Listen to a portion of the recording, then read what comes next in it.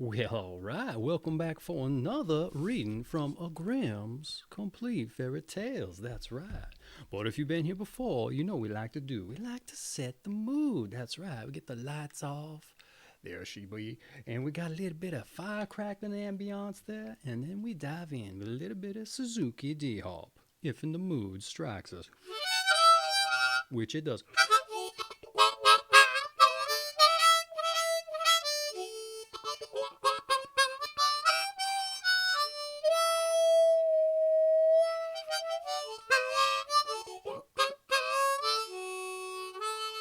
All right. Hey, what are we reading tonight? You may be wondering. Well, let's just see what we got here lined up. To my bookmark here. Ooh, we got us a little tale by the name of The Three Little Birds. About 1,000 years or more ago, there were in this country nothing but small kings, and one of them, who lived on the Cuterberg, was very fond of hunting. Once on a time when he was riding forth from his castle with his huntsmen, three girls were watching their cows upon a mountain. And when they saw the king with all his followers, the eldest girl pointed to him and called to the two other girls, "Hilloa, hilloa! If I do not get that one, I will have none." Then the second girl answered from the other side of the hill and pointed to one who was on the king's right hand. "Hilloa, hilloa! If I do not get that one, I will have none." And then the youngest pointed to the one who was on the left hand and cried, "Hilloa, hilloa! If I do not get him, I will have no one." These, however, were two ministers. And the king heard all of this, and when he had come back from the chase, he caught these three girls to be brought to him, and asked them what they had said yesterday on the mountain. And they would not tell him that, and so the king asked the eldest if she really would take him for her husband. And then she said yes. And the two ministers married the two sisters, for they were all three fair and beautiful of face, especially the queen, who had hair like flax. The two sisters had no children, and once when the king was obliged to go home, he invited them to come to the queen in order to cheer for her, for she was about to bear a child.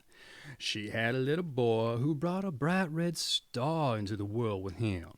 And the two sisters said to each other that they would throw the beautiful boy into the water. And when they had thrown him in the river, a little bird flew up in the air, which sang, "To thy death art thou sped, until God's word be said. In the white lily bloom, brave boy, is thy tomb."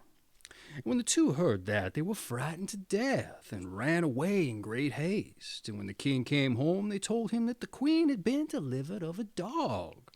And then the king said, "What God does is well done." But a fisherman who dwelt near the water fished the little boy out again while he was still alive, and his wife had no children. They reared him. When a year had gone by, the king again went away, and the queen had another little boy, whom the false sisters likewise took and threw into the water. They then flew up a little bird again and sang, "To thy death art thou sped, until God's word be said. In the white lily bloom, brave boy, is thy tomb." And when the king came back, they told him that the queen had once more given birth to a dog. And he again said, "What God does is well done." The fisherman, however, fished this one out also, and reared him. Then the king again journeyed forth, and the queen had a little girl, whom also the false sisters threw into the water. And then again a little bird flew up on high and sang, "To thy death art thou sped, until God's word he said. In the white lily bloom, bonny girl, is thy tomb." When the king came home, they told him that the queen had delivered of a cat. And then the king grew angry and ordered his wife to be cast into prison. And therein was she shut up for many long years. In the meantime, the child had grown up. And then the eldest once went out with some other boys to fish, but the other boys would not have him with them, and said, "Go thy way, foundling." Hereupon he was much troubled, and asked the old fisherman if that was true. And the fisherman told him that once when he was fishing he had drawn him out of the water. So the boy said he would go forth and seek his father. The fisherman, however, entreated him to stay, but he would not let himself be hindered, and at last the fisherman consented. Then the boy went on his way and walked for many days together. And at last he came to a great piece of water, by the side of which stood an old woman fishing. "Good day, mother," said the boy. "Many thanks," said she. "You will fish long enough before you catch anything, and you will seek long enough before you find your father." "How will you get over the water?" said the woman. "God knows." Then the old woman took him up on her back and carried him through it. And he sought for a long time, but could not find his father. When a year had gone by, the second boy set out to seek his brother. He came to the water and fared with him just as with his brother.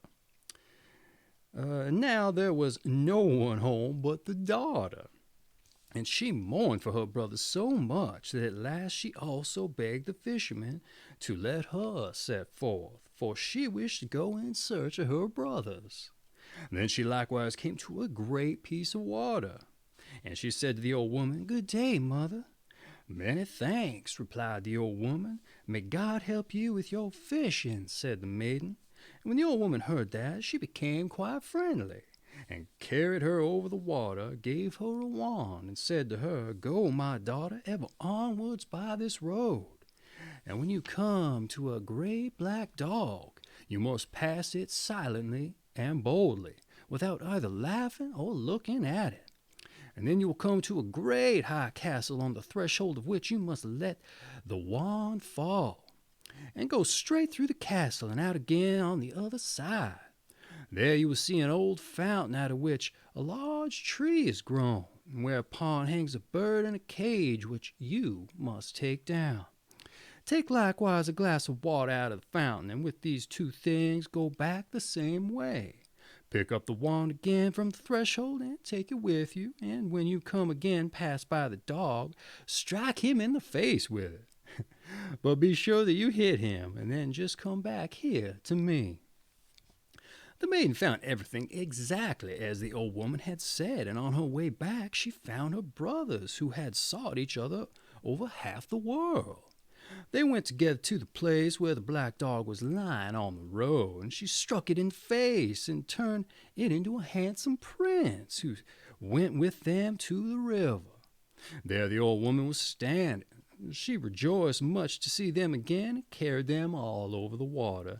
And then she too went away, for now she was freed. The others, however, went to the old fisherman, and all were glad that they had found each other again, and they hung the bird on the wall. But the second son could not settle at home, and took his crossbow and went a-hunting.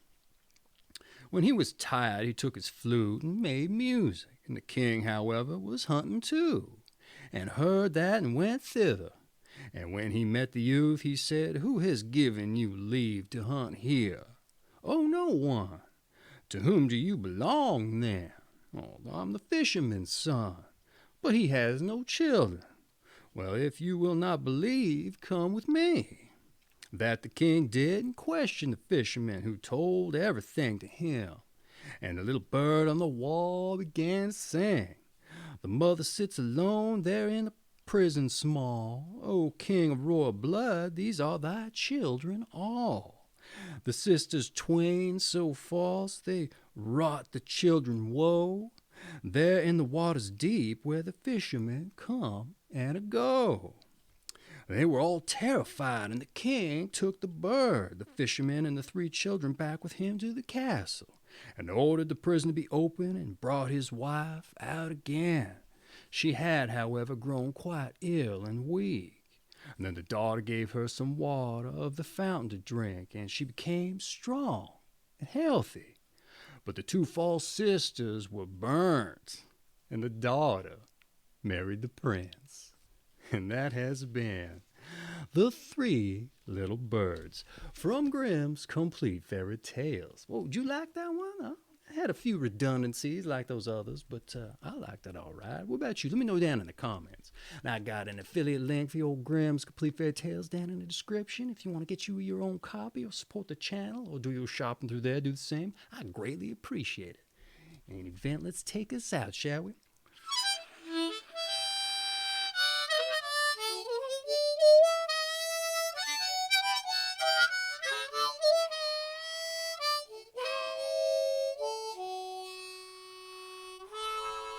All right. Hey, I want to just say a kiss to your missus and a tip of my hat to your old cat. Y'all come on back again now. You hear? You understand? You better. I hope you do. Take care now.